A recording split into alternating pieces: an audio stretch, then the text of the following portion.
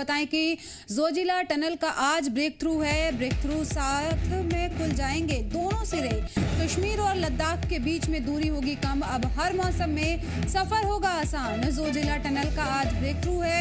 इसको लेकर आज एक अहम प्रोग्राम है। प्रोग्राम में मरकजी वजीर नितिन गडकरी भी शामिल हो रहे हैं। आपको बता दें कि भारत के बुनियादी ढांचा डेवलपमेंट की तारीख में यह एक अहम संग मील साबित होगा।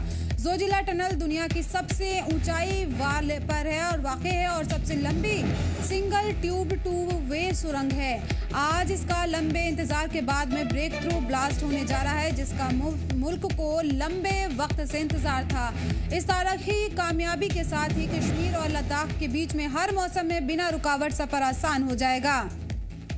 तो आपको बता दें कि जोजिला का जो टनल है उसके ब्रेक थ्रू आज होगा। आज दोनों सिरे जो हैं वो खुल जाएंगे और इससे जो सफ़र है वो बहुत आसान होगा। 3 घंटे का जो सफ़र होगा वो 15 मिनट में सिमट जाएगा और बेहद तारीखी आज का दिन होने वाला है। इसमें मरकज़ी वज़ीर भी शामिल होंगे और ये जो इसमें शामिल होंगे प्रोग्राम काफ़ी अहम आज का दिन माना जा रहा है। जोजिला टनल का ब्रेक थ्रू है। आज ब्रेक थ्रू के साथ ही खुल जाएंगे दोनों सिरे।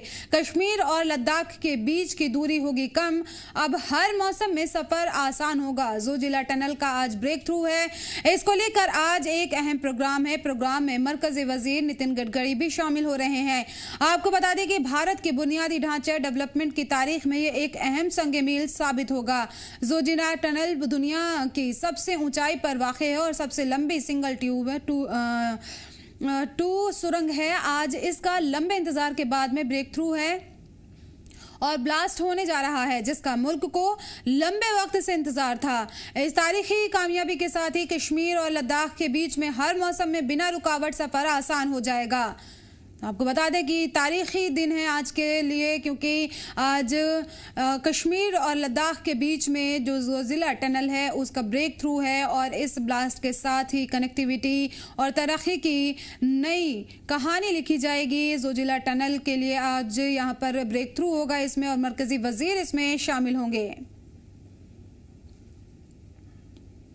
को पूरा जैंड के वासियों को बहुत बहुत बधाई देता हूं कि ये अब इस एलिवेशन पे इतना बड़ा टनल बना हुआ है।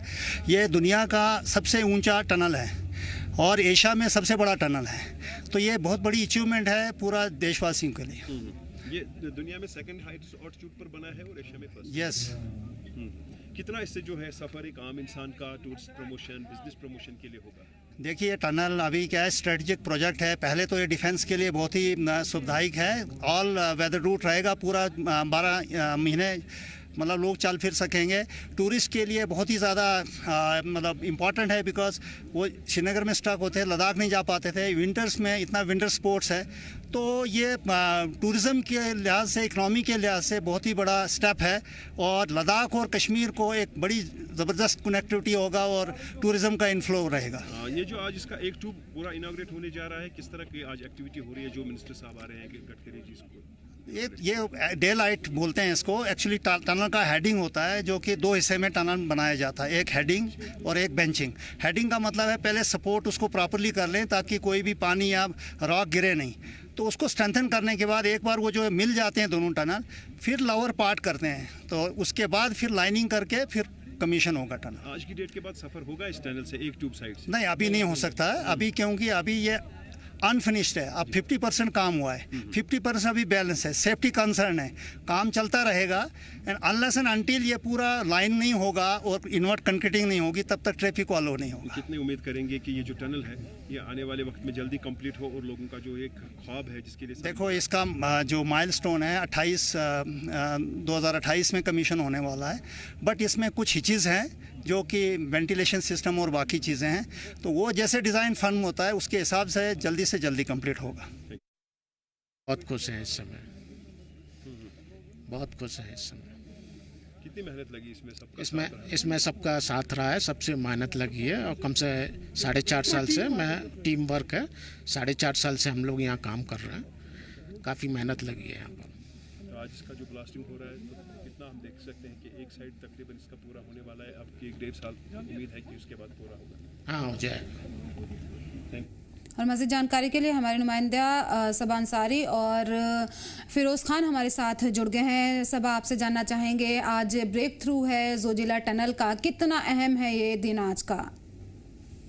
जी देखिए, बिल्कुल एक हिस्टोरिक दिन है, क्योंकि लोग जो है काफी समय से इसका इंतजार कर रहे थे। साल 2020 में इस टनल की जो है वो संग बुनियाद रखी गई थी और आज जो है इसका ब्रेक थ्रू ब्लास्ट जो है वो होने जा रहा है, जिसमें यूनियन मिनिस्टर नितिन गडकरी जो है वो वहां पर पहुंच चुके हैं और तकरीबन 10 बजे उन्होंने वहां का इंस्पेक्शन भी किया है और बताया जा रहा है कि 11 बजे के करीब जो है ये ब्रेक थ्रू ब्लास्ट जो है वो किया जाएगा, जिसके बाद जो एक रास्ता है वो बन जाएगा लद्दाख और कश्मीर के बीच में। उसके बाद से मजीद काम जो है टनल के अंदर वो चलेगा, लेकिन लोगों को जो काफी टाइम से इंतजार था, क्योंकि हम देखते हैं जोजिला पास से जब इस वक्त गाड़ियां गुजरती है तो काफी ज्यादा मुश्किल तरीन वो सफर लोगों के लिए रहता है, काफी ज्यादा डरावना वो सफर रहता है, क्योंकि आए दिन वहां पर हम देखते हैं एवलांच, लैंडस्लाइडिंग, एक्सीडेंट्स, ये सब चीजें हमें देखने के लिए मिलती है। लेकिन जब टनल मुकम्मल हो जाएगी तो यकीनन लोगों के लिए और खासतौर पर डिफेंस के लिए भी ये एक सेफ रूट बन जाएगा। आसानी से लोग पूरे साल जो है वो लद्दाख जा सकेंगे। इस वक्त अगर हम देखते हैं कि जब विंटर होता है, हार्श विंटर होता है, तो लद्दाख का रास्ता हमें अक्सर बंद देखने के लिए मिलता है, लोगों में हिचकिचाहट होती है, डर होता है और वहां वो जाने से गुरेज करते हैं। लेकिन टनल बन जाने के बाद सबसे बड़ी कामयाबी यही रहेगी कि हम किसी भी मौसम में और पूरे साल जो है वो लद्दाख पहुंच सकेंगे और लद्दाख के लोग जो है वो कश्मीर भी आ सकेंगे। तो एक सेफ रूट बनेगा। तो इस हवाले से हम देख रहे हैं कि आज एक बहुत हिस्टोरिकल दिन है। यूनियन मिनिस्टर नितिन गडकरी खुद वहां पर पहुंचे हुए हैं और बस अब कुछ ही देर में ब्रेक थ्रू जो ब्लास्ट है वो होगा, जिसके बाद एक रास्ता जो है वो लद्दाख और कश्मीर के बीच कायम होता हुआ नजर आएगा। जी बिल्कुल, काफी अहम दिन है, तारीखी दिन है और इसमें शामिल होने के लिए खुद मरकजी वजीर भी पहुंचे हैं वहां पर। फिरोज, लद्दाख में किस तरह से देखा जा रहा है ये ब्रेक थ्रू और किस तरह से तरक्की को नई रफ्तार मिलेगी इसके जरिए? देखिए यास्मीन, इस वक्त लद्दाख के कॉन्टेस्ट में अगर हम बात करें तो पिछले कई दहाइयों से जो है इस टनल का इंतजार किया जा रहा था और काफी वक्त से देख रहे थे कि जिस तरीके से आज के वक्त में भी हम देखते हैं कि काफी दिक्कतों का सामना जो है खासतौर पे लद्दाख के अंदर लोगों को सर्दियों का याम में यहाँ पे वो देखने को मिलता है। तो इस बीच जिस तरीके से 2020 में अक्टूबर के महीने में जिस तरीके से इसकी शुरुआत की गई थी और आज लगभग हम कह सकते हैं कि 5.5 महीने का जो वक्फा है, 5.5 साल का जो वक्फा है वो यहाँ पे मुकम्मल हो चुका है और आज यहाँ पे जिस तरीके से ब्रेक थ्रू होने जा रहा है उस चीज को लेकर लद्दाख के लोगों में कहीं ना कहीं एक उत्साह हमें देखने को मिल रहा है। लोग काफी वक्त से जो ये जो लॉन्ग पेंडिंग डिमांड थी वो अब यहाँ पे फुलफिल होते हुए नजर आ रही है। और जिस तरीके से अगर हम इस ब्रेक थ्रू की बात करें तो ब्रेक थ्रू के बाद भी लगभग जो है 2 साल बाद हम कह सकते हैं कि इस वक्त जब ये पूरी तरीके से मुकम्मल तौर पे कनेक्ट हो जाएगा जोजिला टनल, तो उसके बाद से फर्स्ट ऑफ ऑल तो यहाँ पे डिफेंस पॉइंट ऑफ व्यू से अगर हम देखें तो ये काफी इंपॉर्टेंट जो है टनल जो है वो यहाँ पे बताया जा रहा है। और उसके साथ साथ कहीं ना कहीं जो है 12 महीना जो है अब लद्दाख के लिए जो है हर फैसिलिटी जो है वो यहाँ पे प्रोवाइड हो सकती है और तमाम तर चीजें जो है जो एसेंशियल चीजें जो है लद्दाख के लिए जरूरत होती हैं वो तमाम चीजें जो है वक्त रहते हैं यहाँ पे रह सकती है। और इसके साथ साथ कहीं ना कहीं विंटर में जब हम देखते थे कि लद्दाख के अंदर जब कोई पेशेंट यहाँ पे बीमार होता था या किसी को इमरजेंसी बेसिस पे कहीं लेना पड़ता था पेशेंट को, तो उसे ले जाने में काफी दिक्कतों का सामना करना पड़ता था और कई बार तो ऐसा होता था कि पेशेंट की ऑन स्पॉट वहां पे डेथ हो जाती थी। अब ये टनल बनने के बाद तो कहीं ना कहीं अब आवाम को भी काफी बेनिफिट हो सकता है और इसके साथ साथ कहीं ना कहीं ये बताया जा रहा है कि इससे टूरिज्म पॉइंट ऑफ व्यू से काफी बूस्टअप यहाँ पे मिल सकता है, क्योंकि जिस तरीके से मीनमर्ग के पास ही यहाँ पे द्रास, जिसे सेकंड कोल्डेस्ट प्लेस कहा जाता है पूरे वर्ल्ड के अंदर, वहां पे जो है विंटर टूरिज्म के लिए एक बहुत बड़ा स्कोप या एक बहुत बड़ा हब यहाँ पे बन सकता है। और इसके अलावा भी बाकी तमाम तर चीजें जो है यहाँ पे बदलती हुई डेवलपमेंटल चीजें जो है वो यहाँ पे बदलती हुई नजर आएंगी। जी बिल्कुल, बदलती हुई चीजें यहाँ नजर आएंगी, तरक्की को भी रफ्तार मिलेगी, कनेक्टिविटी की को यहाँ पर बढ़ेगी और जो 3 घंटे का सफर है वो 15 मिनट में पूरा करने की बात कही जा रही है इस टनल के जरिए। सबा, टनल का कितना काम मुकम्मल हो चुका है और क्या उम्मीद है कि कब तक आवाम के लिए वक्फ कर दिया जाएगा? जी देखिए, बिल्कुल साल 2020 में अक्टूबर में इसकी बुनियाद रखी गई थी और तब से ही इसका काम जारी था, क्योंकि एक बहुत ज्यादा चैलेंजिंग काम है है, क्योंकि हम देखते हैं कि बहुत ऊंचाई वाला इलाका है, माइनस में टेम्परेचर रहता है, तेज हवाएं वहां पर रहती है, तो मौसम के हवाले से भी हम देखते हैं कि काफी ज्यादा चैलेंजेस जो है वो वहां पर वर्कर्स को देखने के लिए मिलते हैं, जिसकी वजह से हम देख रहे हैं कि 5.5 साल से ये काम जो है वो चल रहा है। लेकिन अब जो है ये काम अपने आखिरी मरहले में पहुंच चुका है। अब हम जैसे कि आज देख रहे हैं कि इसका ब्रेक थ्रू जो ब्लास्ट है वो होने जा रहा है, और मुमकिन बताया जा रहा है कि फरवरी 2028 में जो है इसका काम मुकम्मल हो जाएगा, और फिर इस टनल को जो है लोगों के लिए खोल दिया जाएगा, और इसमें जो ट्रैफिक की आवाजाही है लोगों के लिए वो जारी कर दी जाएगी। तो अभी भी मजीद हमें 1 से 1.5 साल का वक्त का इंतजार जो है वो करना पड़ सकता है, लेकिन एक बहुत बड़ा माइलस्टोन है। लोगों में काफी खुशी नजर आ रही है, क्योंकि फाइनली ये काम जो है अब अपने आखिरी मराहिल में है और पूरा होने को है, और इससे जो है काफी ज्यादा फायदा जो है वो यहाँ के कश्मीर के लोगों की हम बात करें या फिर लद्दाख के लोगों की हम खासतौर पर बात करें, उनको काफी ज्यादा इसका फायदा पहुंचेगा। तो लोगों में खुशी हमें देखने के लिए मिल रही है, और मुमकिन है कि 1 से 1.5 साल के अंदर जो है ये काम मुकम्मल हो जाए और टनल जो है वो लोगों के लिए वक्त हो जाए, ताकि लोगों के लिए काफी आसानी हो। माहौल फिरोज कैसा देखा जा रहा है वहां पर, क्योंकि आज ये अहम प्रोग्राम है? देखिए यास्मीन, इस वक्त जहाँ पे मैं मौजूद हूँ मिनमर्ग, और यहाँ पे जो पहले छोर पे मैं मौजूद हूँ, तो इस वक्त एक कसीर तादाद हमें यहाँ पे लोगों की देखने को मिल रही है, क्योंकि दूर दराज इलाकों से जो लोग हैं वो यहाँ पे गैदर्ड हुए हैं, और आज के दिन को यहाँ पे सेलिब्रेट किया जा रहा है, क्योंकि हम कह सकते हैं कि एक बहुत बड़ा सेलिब्रेशन है इस वक्त लद्दाख के लिए, क्योंकि लॉन्ग पेंडिंग जो डिमांड थी वो अब यहाँ पे कहीं ना कहीं फुलफिल होते हुए यहाँ पे हमें दिख रही है। और इसके साथ साथ जो VVIP मूवमेंट जो है वो भी अभी यहाँ पे शुरू हो चुका है, और अब जो है अब से कुछ ही पल बाद जिस तरीके से यहाँ पे ब्रेक थ्रू किया जाएगा, और उसके बाद यहाँ पे हम देख रहे हैं कि गैदरिंग के साथ यहाँ पे नितिन गडकरी जी जो है वो यहाँ पे खिताब कर सकते हैं, आवाम से यहाँ पे वो मिल सकते हैं, और इसके अलावा जो है दीगर शख्सियात भी जो है आज के इस मौके पर, इस ब्रेक थ्रू के मौके पर यहाँ पे ज्वाइन कर सकती है। और इसके अलावा आपको बता दें कि जिस तरीके से जो BGP यूनिट अगर हम बात करें, लद्दाख की जो जितने भी कार्यकर्ता है वो भी इस वक्त यहाँ पे नजर आ रहे हैं, और जितने भी चाहे हम यहाँ पे LHDC की काउंसिल की अगर हम बात करें जो इस वक्त यहाँ पे रन करती है लद्दाख के अंदर, उनके मेंबरान भी यहाँ पे मौजूद हैं, एग्जीक्यूटिव मेंबर्स भी यहाँ पे मौजूद हैं। तो और अब हम ये कह सकते हैं कि कहीं ना कहीं इस वक्त पूरे लद्दाख के अंदर एक खुशी का माहौल हमें देखने को मिल रहा है, और लोग काफी खुश यहाँ पे नजर आ रहे हैं। जी बिल्कुल, काफ़ी खुश हैं लोग, क्योंकि एक तारीखी दिन है आज, और यहाँ पर जोजिला टनल का ब्रेक थ्रू होना है, जिससे कनेक्टिविटी और जो तरक्की है और लोगों के जो मसाइल है, सयाहत है, बहुत कुछ इसमें बदल जाएगा और लोगों के लिए काफ़ी आसानी हो जाएगी। बहुत बहुत शुक्रिया आप लोगों का इन तमाम जानकारी के लिए। आगे बढ़े, आपको बताएंगे पुलवामा के पदगामपोरा इलाके में ज़मीन बेदखली के खिलाफ में सियासी एहतजाज देखने को मिला है। लोगों के साथ मिलकर MLA पुलवामा वहीदुर रहमान परा ने और साबिक DDC चेयरपर्सन मुख्तार बांध ने धान के खेतों में ट्रैक्टर चलाया और धान की रोपाई करके एहतजाज दर्ज कराया। मकामी लोगों ने दोनों लीडरान के इस पहल का इस्तकबाल करते हुए कहा है कि इससे लोगों को अपनी ज़मीन बचाने की लड़ाई में हौसला मिला है। लोगों के मुताबिक करीब 1500 कनाल एग्रीकल्चर की ज़मीन को किसी प्रोजेक्ट के लिए लेने की कोशिश की जा रही है। मीडिया से बात करते हुए विधायक वहीदुर रहमान ने कहा है कि जम्मू कश्मीर की माशियात खेती पर डिपेंड है और पहले ही बेरोजगारी का संगीन बहरान है। उन्होंने कहा कि 5 अगस्त 2019 के बाद से ज़मीन का मसला लोगों के लिए सबसे बड़ा मुद्दा बन गया है। परा ने कहा है कि अगर हुकूमत रोज़गार मुहैया नहीं करा सकती तो कम से कम हज़ारों ख़ानदानों के रोज़ी रोटी के ज़रिए की हिफाजत करनी चाहिए। उन्होंने सवाल उठाया कि जिस ज़मीन का लोग पिछले 100 सालों से खेती के लिए इस्तेमाल कर रहे हैं, उसे अब अचानक कैसे उनसे छीना जा सकता है। एक एग्रीकल्चर इकॉनमी है और यहाँ रोज़गार की सबसे ज़्यादा किल्लत है। 5 अगस्त 2019 के बाद सबसे बड़ा मसला इस वक्त जम्मू कश्मीर में जो है वो ज़मीन के हवाले से है। खदशा लोगों को ये है कि हमसे हमारी ज़मीन छीनी जाएगी, चाहे नज़ूल है, घास चराई है, मिल्कियत है, मकान है, एग्रीकल्चरल लैंड है।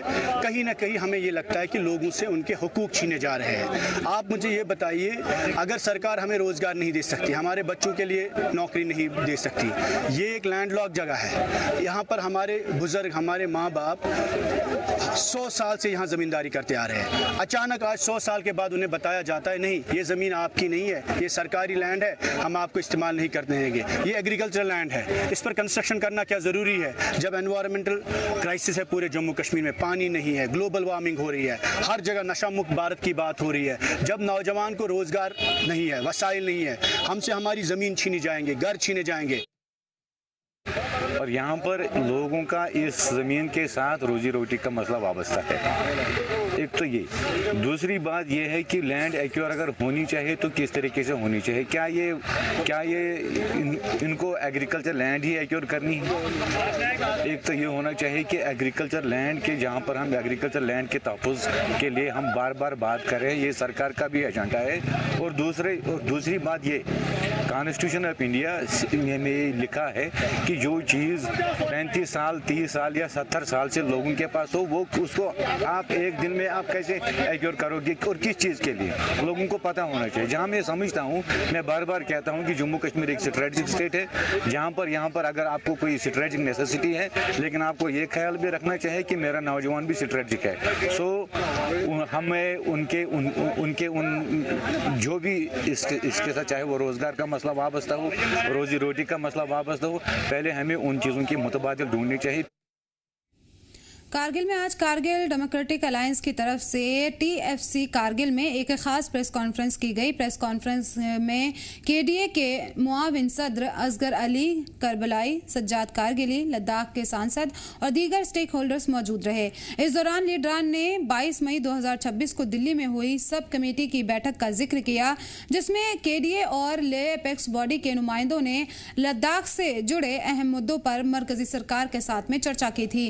प्रेस कॉन्फ्रेंस में कहा गया है कि बैठक के दौरान जिन पॉइंट्स पर बातचीत हुई थी उन्हें मिनट में शामिल किया जाना था, लेकिन अब तक बैठक की ऑफिशियल कार्यवाही साझा नहीं की गई है। KDA लीडरान ने मांग की है कि 22 मई की बैठक में हुई चर्चा को जल्द से जल्द ड्राफ्ट और ऑफिशियल मिनट्स ऑफ मीटिंग के तौर पर पब्लिक किया जाए, ताकि लद्दाख के लोगों को बातचीत के आगे बढ़ने और मुद्दों के हल की सिमत में उठाए गए कदमों की जानकारी मिल सके। उन्होंने कहा कि लद्दाख से जुड़े अहम मसलों के हल के लिए शफाफियत और साफ बातचीत बेहद जरूरी है। स्टेटहुड और यूटी विद लेजिस्लेचर में फाइनेंशियल वायबिलिटी है, उसकी प्रॉब्लम्स की वजह से हम ये दोनों एज ऑफ नाउ प्रोवाइड नहीं कर सकते, लेकिन उसकी जगह पे हम एक ऐसा स्ट्रक्चर आप लोगों को देने के बारे में गौर कर सकते हैं, सोच सकते हैं, जिसमें पूरी लेजिस्लेचर, कानून साजी, एग्जीक्यूटिव पावर, फाइनेंशियल पावर उस स्ट्रक्चर के पास होगा। कुलगाम के विधायक मोहम्मद यूसुफ तारिगामी ने जिले में एग्रीकल्चर, बागबानी, पशुपालन और मत्स्य डिपार्टमेंट के कामकाज का जायजा लेने को लेकर एक अहम मीटिंग की सदारत की है। बैठक में मुख्तलिफ प्रोजेक्ट का जायजा लिया, किसानों और बागबानों को पेश आने वाली परेशानी और जिले में एग्रीकल्चर और बागबानी लेक्चर को और मजबूत करने, जो बागबानी और उसको तरीकों पर तफसील से चर्चा की गई है। बैठक के दौरान तारिगामी ने किसानों को बेहतर ताउन, वक्त पर मदद और मुख्तलिफ डिपार्टमेंट के बीच में बेहतर तालमेल की ज़रूरत पर जोर दिया। उन्होंने कहा कि एग्रीकल्चर और बागबानी कुलगाम की माशियात की रीढ़ है, इसलिए किसानों और बागबानों के मफाद में चल रही फलाही और डेवलपमेंट प्रोजेक्ट को बेहतर तरीके से नाफिज किया जाना चाहिए। बैठक में बागबानी कश्मीर और एग्रीकल्चर कश्मीर के डायरेक्टर के अलावा मुतालिका डिपार्टमेंट के सीनियर अफसरान भी मौजूद रहे। मुझे नहीं लगता है कि बढ़ रहे हैं, उनमें कोई इजाफा है, या जो तवक्कुआत है हमारे पढ़े लिखे नौजवानों के, उनकी सतह पर हमारे पास वो अपॉर्चुनिटीज़ मौजूद हैं। तो लाजमी तौर पर घर घर मायूसी का ही माहौल बना है, और इसी वजह से आज हमने एग्रीकल्चर प्रोडक्शन, एग्रीकल्चर जिसमें एग्रीकल्चर है, हार्टिकल्चर है, एनिमल हस्बेंड्री है या और महकमाजात है, उन डिपार्टमेंट्स का जायज़ा लेने की कोशिश की। हमारे इलाके में ये कहा जाता है गवर्नमेंट ऑफ इंडिया की तरफ से बड़ी स्कीमें हैं एग्रीकल्चर के मुतालिक, और ये भी दावा है हमारी सरकार का भी, उनका भी प्रायोरिटी एरिया एग्रीकल्चर का है, जिनके साथ जुड़े हुए हैं हमारे आवाम का बड़ा हिस्सा गाँवों में रहने वाला, बल्कि छोटे कस्बों में रहने वाले लोग भी एग्रीकल्चर के साथ ही वाबस्ता है। कुलगाम में ठेकेदारों ने R&B डिपार्टमेंट और माइनिंग एंड लैंड डिपार्टमेंट के खिलाफ में एहतजाज करते हुए पेंडिंग बिलों और सिक्योरिटी डिपॉजिट की अदायगी और तामीरी सामान की कमी का मुद्दा उठाया है। मुजाहिरीन ठेकेदारों का कहना था कि वादी के मुख्तलिफ R&B डिवीज़न में उनके बिल और सिक्योरिटी डिपॉजिट लंबे वक्त से पेंडिंग पड़े हैं, जिससे उनके कामकाज और माली हालत पर बुरा असर पड़ रहा है।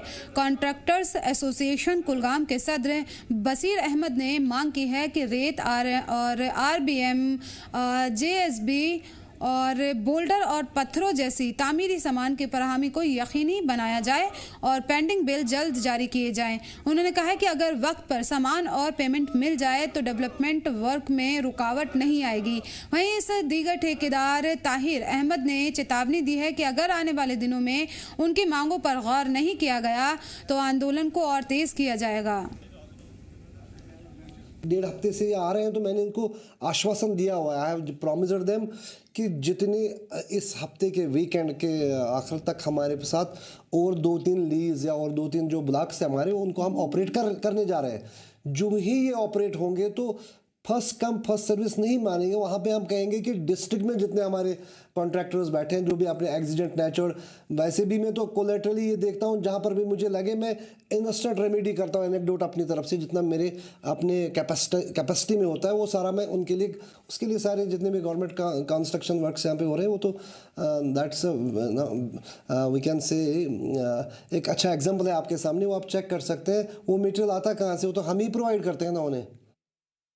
जल्द अज जल्द पूरा न किया गया तो ये तहरीक जो है ये फिर काम छोड़ हड़ताल की तरफ जाएगी।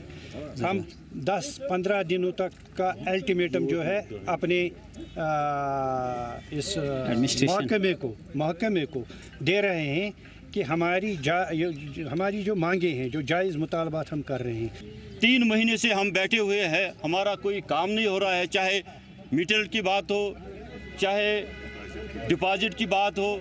हम चाहते हैं कि हमारा जो काम जो हमने काम जो 2-2, 3-3 करोड़ का काम लिया है, बैंक दूसरी तरफ से हमें 13% 14% इंटरेस्ट ले रहा है। हम चाहते हैं कि एडमिनिस्ट्रेशन को ये बाखबर करे कि जो मटेरियल हमें चीज़ों पे, कामों पे जो दस्तयाब होना चाहिए वो नहीं हो रहा है। हम 15 दिन तक वेट करेंगे, उसके बाद पूरा कुलगाम के जितने भी प्रोजेक्ट से हम काम छोड़ हड़ताल करेंगे। यही हमारा मुद्दा है, मकसद है।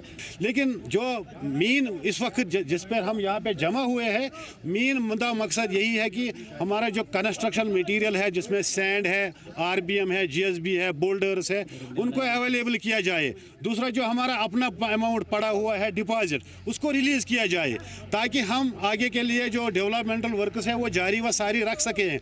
अदरवाइज़ हमें लगता है कि नौबत वहाँ तक आएगी कि हमें काम छोड़ हड़ताल के लिए जाना पड़ेगा। राजौरी के जंगलों में लगी आग बड़े पैमाने पर जंगलों को नुकसान पहुंचा रही है। आग बुझाने की कोशिश लगातार जारी है। आसपास के इलाके में खौफ का माहौल है। तो आपको बता दें कि राजौरी के जंगलों में आग लगी हुई है और ये बड़े पैमाने पर आग लगी हुई है। इसको बुझाने की कोशिश लगातार की जा रही है। राजौरी से ये खबर आपको बता रहे हैं, जहाँ के जंगलों में आग लगी है, बड़े पैमाने पर ये आग लगी है, जंगलों को काफ़ी ज़्यादा नुकसान हो रहा है। इस आग की वजह से आग बुझाने की जो कोशिश है वो लगातार जारी है। आसपास के इलाके में भी खौफ का माहौल बना हुआ है आग लगने की वजह से। बड़े पैमाने पर आग लगी हुई है, जंगलों में लगातार आग लगने के वाक़यात बढ़ते हुए नजर आ रहे हैं। राजौरी के जंगलों में भी आग लगी है और बड़े पैमाने पर आग से जंगलों को नुकसान हो रहा है। लगातार जंगल में लगी आग को बुझाने की कोशिश की जा रही है। आसपास के इलाकों में इससे खौफ का माहौल बना हुआ है। आग लगी हुई है चकली और खडारियाँ अंदरोला, पूरे एरिया में आग है। सभी स्टाफ लगा हुआ है, जो सारा स्टाफ काम कर रहा है, लेकिन इधर कोई फायर सीजन की गाड़ी वगैरह ऊपर नहीं पहुंच सकती, बहुत दूर है, इसलिए सभी लगे हुए हैं और देखते हैं शाम तक कवर हो जाएगी। तो आग बुझाने का हमने प्रयास किया, रात को भी हम बुझाते रहे आग, तकरीबन 12 बजे रात को हम घर आए हैं। तो डिपार्टमेंट के साथ मिलके हम भी प्रयास कर रहे हैं आग बुझाने का, लेकिन आग बहुत ज़्यादा है, इसमें निरंतर पाना बड़ा मुश्किल है। आप क्या अपील करेंगे सर डिपार्टमेंट और लोगों से? मैं यही कहना चाहता हूँ लोगों को ही, देखो भाई जंगल को आग मत लगाओ। जम्मू के बागबानी डायरेक्टर गुल सैयद ने पुंछ जिले का दौरा करके इलाके में चल रहे बागबानी सरगर्मियों और डिपार्टमेंट प्रोजेक्ट की रफ्तार का जायजा लिया। इस दौरान उन्होंने बागबानी डिपार्टमेंट के अफसरान और मुलाजिमीन के साथ में बैठक करके किसानों को बेहतर सर्विस फराहम कराने और बागबानी सेक्टर को और मजबूत बनाने की तरीक़ों पर चर्चा की है। इस दौरे के दौरान डायरेक्टर ने सरकारी नर्सरी पुंछ और MOCH राजपुरा मंडी का भी जायजा लिया। उन्होंने पेकान नट पौधों की ग्राफ्टिंग और बेहतर क्वालिटी वाली प्लांट मटेरियल तैयार करने पर जोर देते हुए मुतालिका अफसरान को ज़रूरी हिदायत दी है। उन्होंने नर्सरी में हाई डेंसिटी फलदार पौधे के डेमोन्स्ट्रेशन प्लांट लगाने की भी हिदायत दी, ताकि किसान उनकी बेहतर पैदावार देखकर रिवायती बागानों की जगह हाई डेंसिटी बागबानी अपनाने के लिए तैयार हों। गुल सैयद ने apple PQ centre holistic agriculture development programme के तहत में गुलपुर में लगे मदर ब्लॉक एप्पल ऑर्चर्ड और पुंछ के कुनिया पंचायत में RMHD सेब का बाग का भी जायजा लिया है। इस दौरान उन्होंने किसानों से मुलाकात करके बागवानी के लिए जदीद तकनीकों को अपनाने की अपील की। फर्टिलाइज़र का भी कम इस्तेमाल करिए, आप ज़्यादा से ज़्यादा सॉइल टेस्टिंग करवाइए, सभी लोगों का सॉइल टेस्ट रिपोर्ट होना चाहिए और जितनी फर्टिलाइज़र उनको ज़रूरत है ज़मीन में देने की वही देना चाहिए, ना कि ज़्यादा दें। इसी तरह से ज़्यादा पेस्टिसाइड यूज़ करने से भी ज़मीनें ख़राब हो जाती हैं, फसलें ख़राब होती हैं। हमें जुडिशियस यूज़ हर एक चीज़ का करना है, तो उसके लिए महकमा गाइड कर रहा है अपने किसान भाइयों को कि आप हमारी जितनी फैसिलिटीज़ हैं वो आप लोगों के लिए हैं, आप लोग हमसे रब्ता रखें, हमारे horticulture development officer, zonal officer से, हमारे चीफ हार्टिकल्चर ऑफिसर से और मुख्तलिफ लोगों से रब्ता करके आप ज़्यादा से ज़्यादा फ़ायदा उठाने की कोशिश करिए। इसी ज़िम्मन में मैं आज पुंछ का ये मुख्तलिफ जगहों पर दौरा कर रहा हूँ। मेरा मकसद यही है कि ताकि ज़्यादा से ज़्यादा किसानों से मिला जाए, उनकी मुश्किलात भी सुनी जाएँ और उनको यही राग़ब किया जाए कि खेत बचाओ अभियान जो हमारा 1 जून से 30 तक चल रहा है और उसके अलावा और जो हमारे प्रोग्राम्स हैं HADP का है, JKSIP का है या हाई डेंसिटी का है, उस सब में हम लोग आगे फ़ायदा भी लें। तो मैं अपनी तरफ से एक पैगाम आम दुनिया को पहुँचाना चाहता हूँ कि मैं उस कमेटी से हूँ जो भेड़ बकरी लेकर हम डोग में जाते थे, 6 महीने वहाँ रहना, 6 महीने उसके बाद यहाँ आना। तो 1990 के बाद हमने आना जाना जब मिलिटेंसी हुई तो नहीं गए। उसके बाद हमने रहने के बाद 2 काम किए, एक तो हमने अपने बच्चे पढ़ाए, तो ये भी मेरा पैगाम है खासकर मैं बकरवाल बरदरी से कि आप बच्चों को पढ़ाइए तब बढ़ेंगे। और मैं ये भी कहता हूँ कि आपने अगर देखना तो मैं बकरवाल हूँ, मेरे पेड़ देखो कि मैंने ये लगाई है, आप यहाँ के रहने वाले किसी ने नहीं लगाए लेकिन बकरवाल ने लगाए। तो बच्चे मेरे 3 हैं, एक आर्मी में है, एक यहाँ ट्रेजरी में है, एक तीसरा पढ़ रहा है यूनिवर्सिटी में, दिल्ली पढ़ाया अभी पढ़ रहा है। तो ये भी हमारे हाथ में, ये नहीं कि किसी से बढ़ना है, हम खुद कहीं तक भी पहुँच सके वो हमारा अपना दम है।